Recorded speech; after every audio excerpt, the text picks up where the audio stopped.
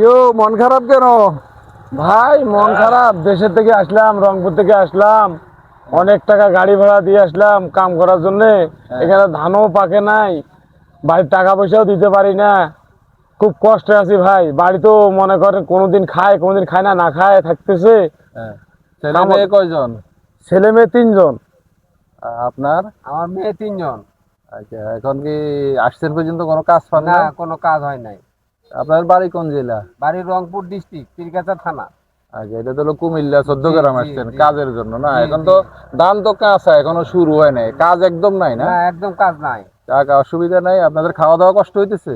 খাওয়া দাওয়া কষ্ট বলতে কি, টাকা পয়সা নাই এখন, নিজে ক্যাশ পাতি ঠিক তো আছে, নাই। আপনারা আমার সাথে ওই আমার দোকানে দেখা করবেন, ঠিক আছে? আলহামদুলিল্লাহ। আপনাদের খাওয়া দাওয়ার একটা ব্যবস্থা করে দেবো, আর ধান থাকলে কাজ কাম শুরু হইব, তো তখন চিন্তা করেন না, চিন্তা করেন না, দোকানে আসেন, হ্যাঁ? ইনশাল্লাহ আচ্ছা। ইনশাল্লাহ।